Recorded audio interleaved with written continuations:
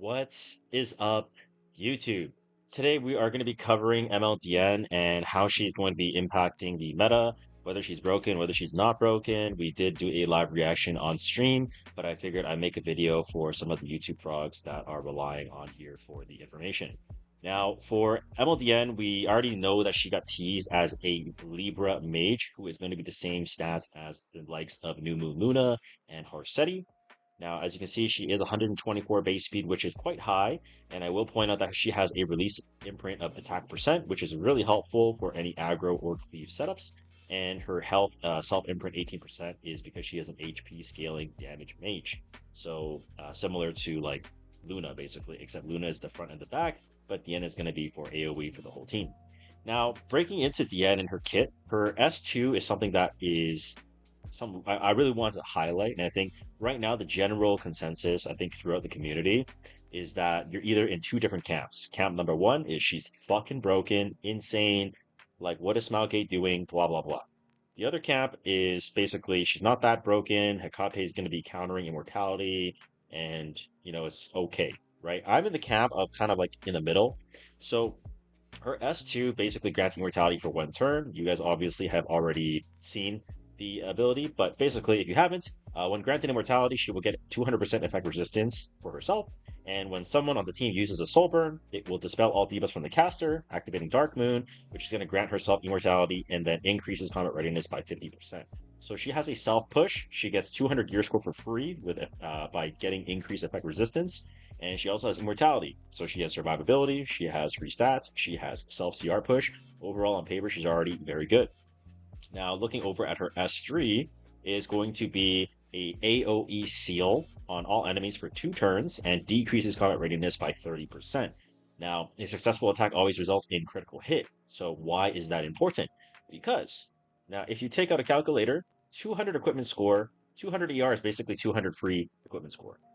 85 free crit, which is basically meaning that she is guaranteed crit. She gets 136 equipment score for free.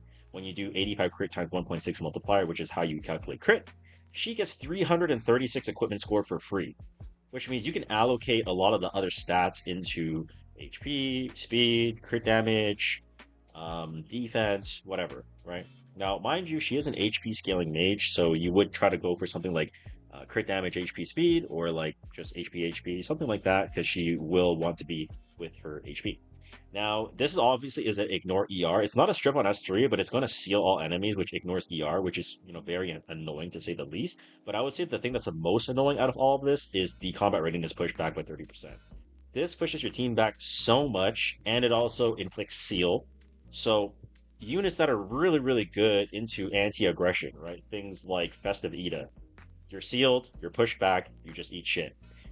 Things like Infinite Horizon Acades, right? You get pushed back, it's ignore ER. Even though she has no passive, you're still getting pushed back 30, right? So you're still getting pushed back 10%, which is still a lot. And it also is obviously ignore effect resistance.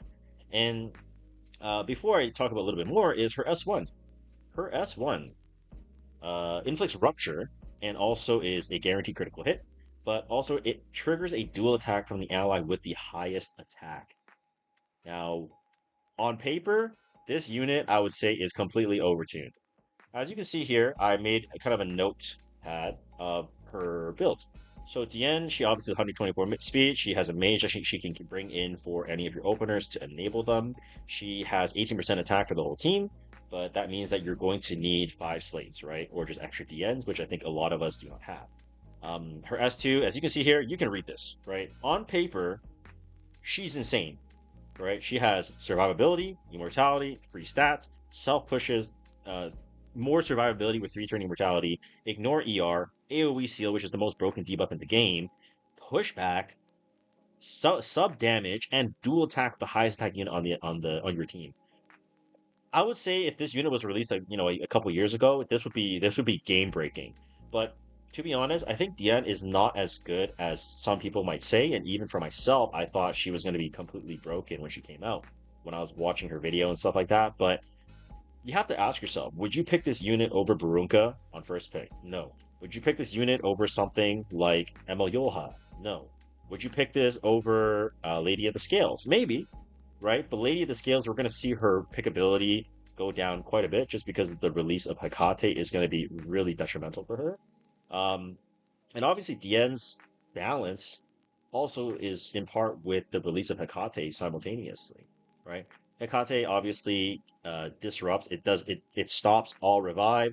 It stops all immortality being in play on both sides. So neither player can really pick Dien. You're never really going to be first picking, second picking, or even third picking Dien. You want to enable her her passive with a soul burn, which means Dien is going to be used as a 4/5. Now, if you're unfamiliar with what a 4/5 is in RTA, right? Let me quickly show you guys what a 4/5 is. So a 4/5 in RTA basically means that you're looking for units. I'm trying to find a cleave setup. Cleave. So like here, for example, right? On a 4/5, if you have Defense Politis, you have. Imagine this is MLDN, right? You can bring the soul in for your Politis. You can soul burn S3, and then because you got the soul burn off, then Dien's going to be able to S3, push them back even further, and then seal them, and just be really disruptive, right? So you're basically able to push them to the very bottom of the combat readiness bar, which is very, very powerful. Okay. Now, is she really as broken as what people say? Like on paper, she is very strong, but I do want to preface that Hecate does counter her, right? Hecate is not out yet, but let's just pretend Hua Young is Hecate, right? Another unit that's going to counter her is Veronica. Okay, if you're watching this video and you're thinking, how do I, prepare for MLDN when she comes out?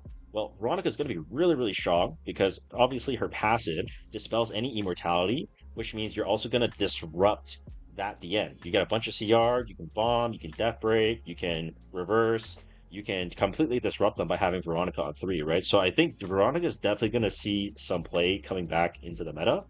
Um, so if you haven't really upgraded your Veronica, or you haven't used her in a while, or you haven't finished farming adventure for her if you're a newer player, you absolutely have to get this unit ready. Okay. But nonetheless, I really don't think you guys, like the person you watching this video, need to worry too much about Diene.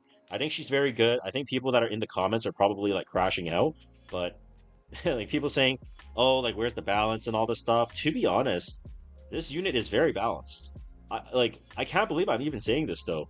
Like with all these things, right? Like Dien's a mage, 124 speed. All her kit is overloaded to the gills. But in this day and age, right, in the RTA landscape, she's very strong, right?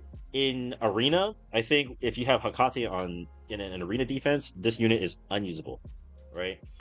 If you use her in Guild War defense, also kind of unusable if there's Hakate. If you're fighting Diene on defense, there's ways to play around her. And I think in Guild War is a little bit less impact. It's more so in RTA. Diene is a solid 4/5. That is going to be my verdict.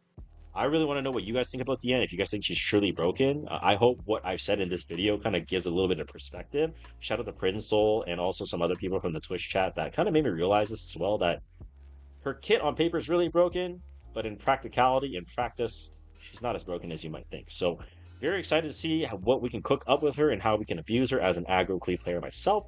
But if you guys did enjoy, please drop a like and comment for the algorithm. Subscribe if you're not already. See you guys on the next one. Take care. Bye.